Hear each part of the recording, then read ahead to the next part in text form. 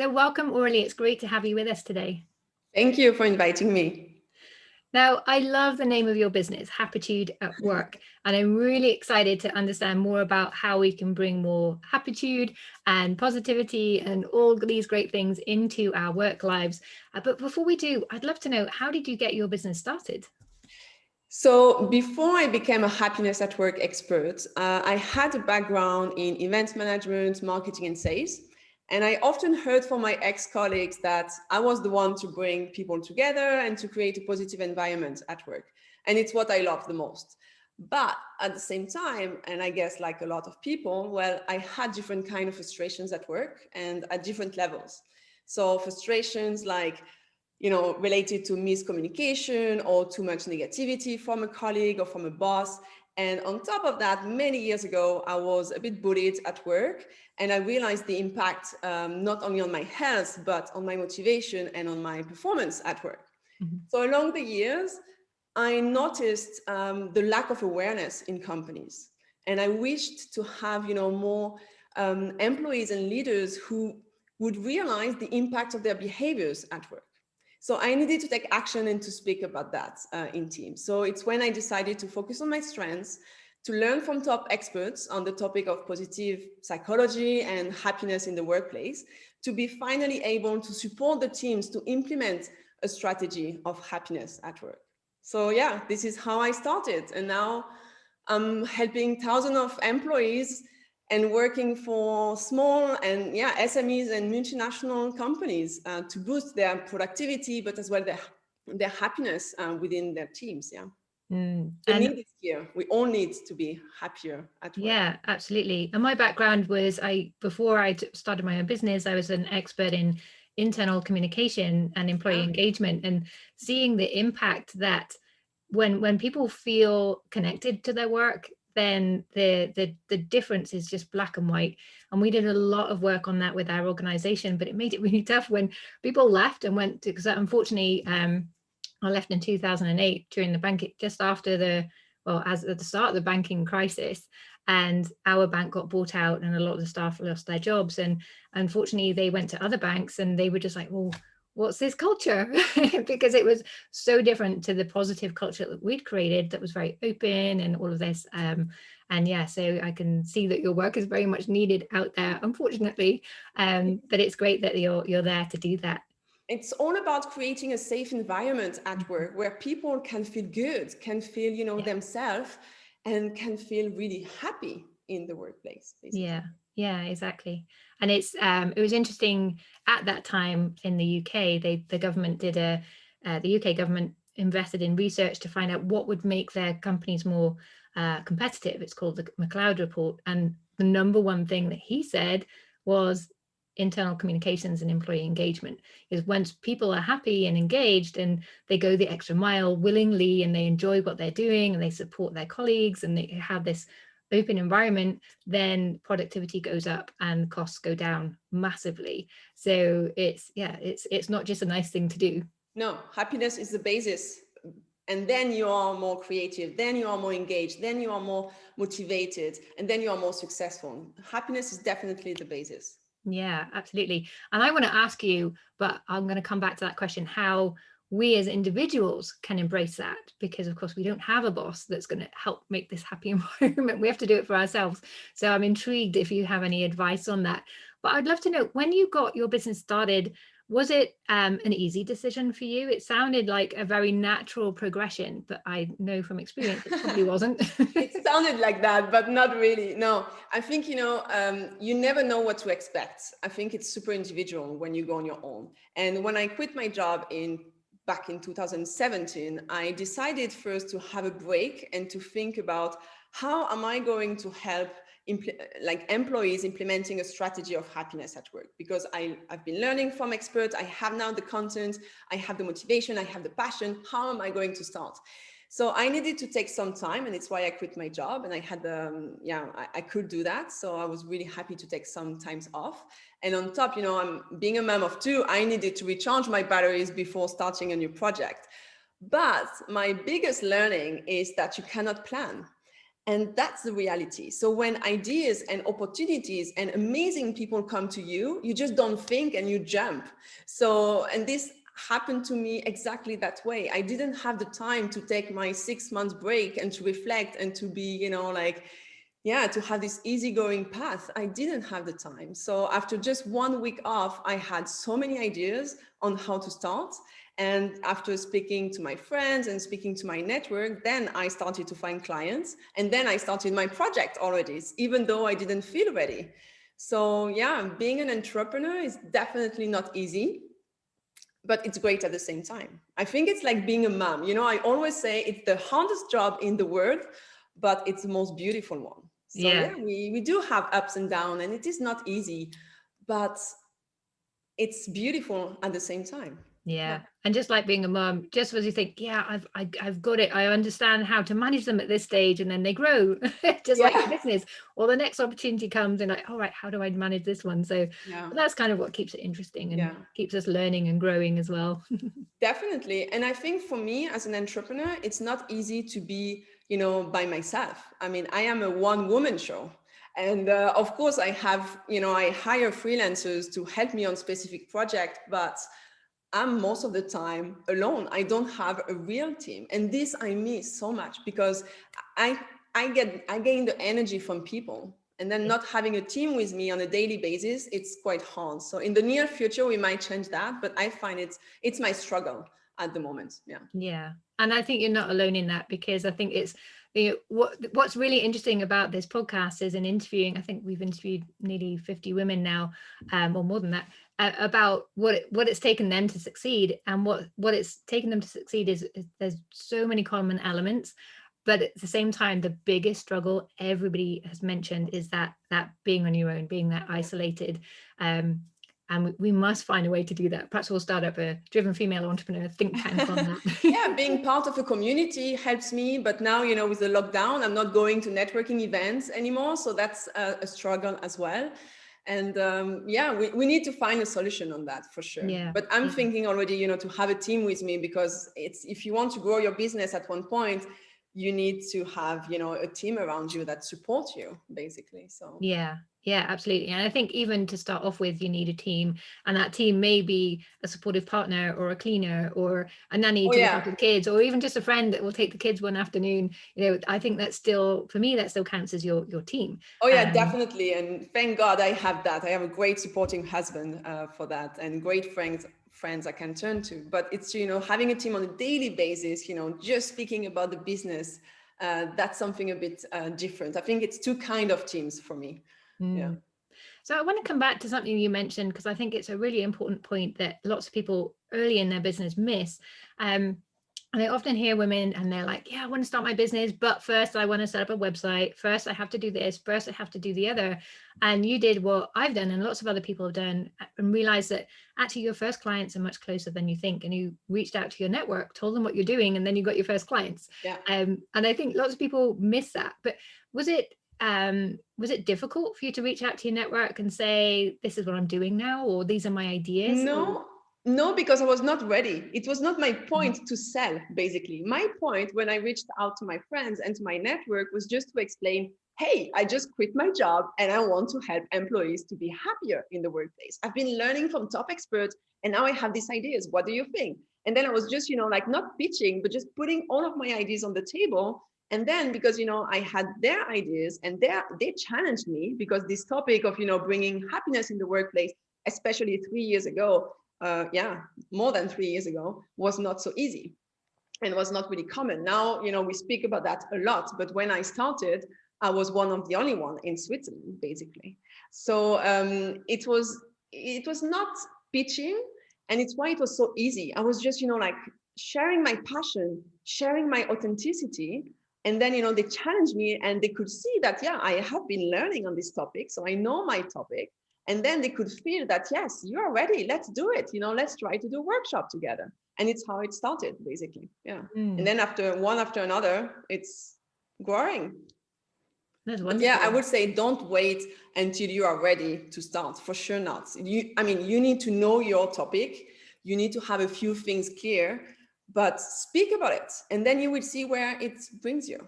Yeah, totally. And that was, I think it's in not Profit First, the Plan by Mike Michalowicz.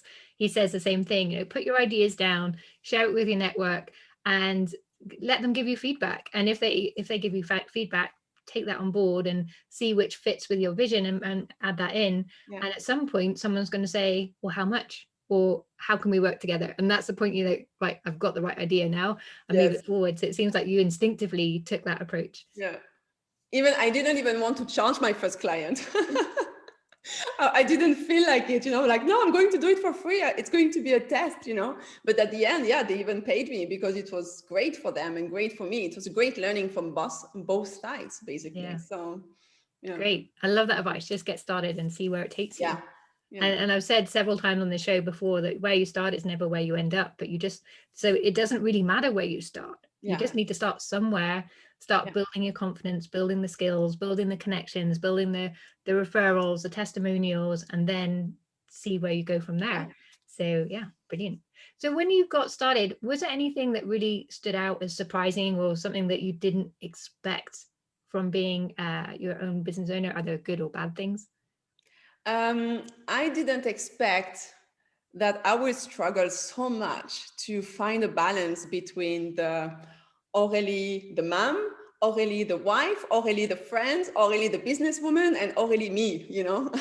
So I have like different hats, and it should be only one hat, but I think like a lot of women that you are interviewing, I'm struggling with that. I am struggling to manage as well my stress level, and because we need to manage so many things at home and with the kids and with the business and with our own life. And I'm really struggling, and I knew it, but it's like a lot of things in your life, until you live it, until you feel it, you don't realize it. And now I am right in the middle of it, and having a lot of hats on, even within my business. I'm helping clients, but then I'm developing my own tools, and so it's within my business I have different hats. Within my life I have different hats, and this is a struggle. I didn't expect that. Yeah, and that balance is key. And when I'm working with my clients, it's all about getting the clarity, getting the balance, getting the profit. And I think those three things really go together hand in hand to create the momentum, the confidence, the impact that you want to have, and ultimately the lifestyle you're looking for. And I think when it comes down to finding that balance, it comes down to standing up and being the leader of your business. I think very often I see people just taken over by their clients and just becoming a slave to their clients, or just creating a job rather than a business. They don't sort of stand up and lead their business. And to do that, you need to have the clear planning in place. And of course, you need that flexibility, because you want to be able to say yes to brilliant opportunities as they come up, but also create boundaries around that as well. Definitely. And I need to learn that more. Yeah, and it's a bit of trial and error. It takes a bit of time, but once you do that, and once you have like a time budget that you start to develop that works for you, and setting in some simple practices just to say, okay, this is when I am contactable. This is when I'm working, but the kids can come in. This is when I'm working, but I need to focus. And letting everyone know that. And the game changer for me was on my office. It used to, when we moved in, it's an old chalet that we've been renovating, and my office used to just have a curtain, and the kids would just come in all the time. But now I've got a door. It's amazing. So I think you need to kind of create that door, if it's a real door or just a kind of like metaphorical door. Is that the right word? But yeah, setting the boundaries is really, really key, and it can help to have some external perspectives on that, because you're just so stuck in the moment trying to do everything. You need sometimes some external eyes on that to help. Definitely. So you we're talking about Happitude at work, and how you work with employees and or companies to help their employees to really have this not really happy attitude, but to really feel comfortable and at ease in their workplace. How can we, maybe this is outside your scope, but how can we as individual business owners adopt that kind of atmosphere at home? So I think first you need to understand a bit more about happiness and this Happitude, yeah?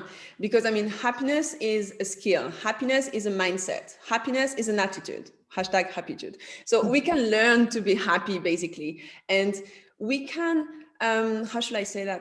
We are taking care of our happiness in our private life. So why don't we take care of our happiness in our professional life, basically? So we need to achieve, I think we need to achieve a goal in order to be happier. Or we think that we have a tendency to think that our happiness is basically related to our circumstances, yeah, where we come from, where we live, the position we have at work, the salary we get. But first, we need to understand, and research prove it, that 50% of our happiness is determined by our genetics. 10% depends on the circumstances. So we still have 40% for our intentional activities, basically. And this is where we have to work, because we can practice happiness. We can improve it, because again, it's a skill, it's a mindset, it's an attitude. So I think the first thing to understand is as well that we cannot be happy all the time. The most important thing is that we need to have more positive emotions than negative emotions through the day or through the week. And your happiness is your responsibility. So you need to start there. You need to understand that your happiness is your responsibility. And we cannot expect from other people to make us happy, or other things to make us happy. The starting point, basically, it's you. So as an entrepreneur, how can you be a bit happier in your workplace, especially now that, with the COVID situation, we are all locked in. It's quite tough. First, ask yourself, what do I need to be a bit happier in my work? Why do I need to, what's important for me? What motivates me? What are the drivers of my happiness at work? That's crucial. That's the starting point. And then, you have many things to do if you want to improve, or if you want to work on your happiness. The positive psychology, they prove that gratefulness, recognition, being connected to other people make us happier. So we can work on that. Then we can as well force ourselves to focus on the positive. We do have a tendency to remember more the negative emotions than the positive emotions. This is called the negativity bias. So by reflecting on the positive things that happen during the day, it will help us to basically reduce our negativity bias. So I always recommend my clients to reflect on the highlights of the day, or reflect on what are you grateful for today. I prefer the highlights of the day. I do it myself every day, and I do it as well with my kids. They love it. So just before going to bed, they just, share with me, Mom, what was your highlight of the day? And then I ask them as well, what was your highlight of the day? And then, it just starts a great discussion. So all of these small things we can all do on a daily basis. And this we can train, basically, we can train ourselves to be happier in the workplace, and I happier love in that. life. And I know certainly for myself, once I started practicing gratitude on a daily basis, gosh, it started a few years ago now, but it really changed everything, because it does help you to see the negative things in perspective. That, okay, this bad thing happened, but hey, all these good things happen, because otherwise we can just dwell on that one bad thing. So it was quite hard at first, though. I was quite surprised as that, well, nothing good's happened, but now I can list off like so many good things that happened in the day, and I almost forget the bad things altogether. It's really hard at the beginning. It's really hard to think about something good, to think about really something positive, but along the way you learn how to do it. So again, it's a skill, and it's really powerful. It's definitely powerful. Yeah. So one thing that's kind of perhaps linked to that is this research, and it was I think it came out in HBR a long time ago, where you need to have 7 people say you're amazing, and if one person says you were rubbish, that one negative comment will wipe out all the good things. And when you're working alone, I think that's really a difficult thing, that you to manage that for yourself, so you don't end up in having these imposter syndrome, or thinking I'm not good enough, which is not really a positive way to build your business. If you have these thoughts, is that perhaps one way to negate that, is focusing on the positives, or are there any other tools people could use? Definitely. I mean, focusing on the positive has only good impact. when I am struggling, and even me as a happiness at work expert or positivity expert, I'm struggling sometimes to see the positive. Like yesterday, I had a really tough and challenging day. And then, I was feeling a bit down. And then my husband came and said, okay, now you need to reflect on your highlight of the day. And then I was like, you know what, today it's really hard to find the highlight of the day, because even though I love what I do, sometimes I'm just, struggling. That's life, right? Yeah. So I would say, if you cannot reflect yourself on your highlights or being positive yourself, having the people around you, the people you love, the people who are ready to support you, coming to you and boosting a bit your mood and boosting your passion, it's definitely helpful. So it's all about networking. It's all about having the right network around us to go forward, I think. Great. I love that advice. And one thing that I know as women are masters of is guilt. And I know during during the lockdown, I extended my group program for an extra 3 months to make sure all my clients had support particularly during the first lockdown.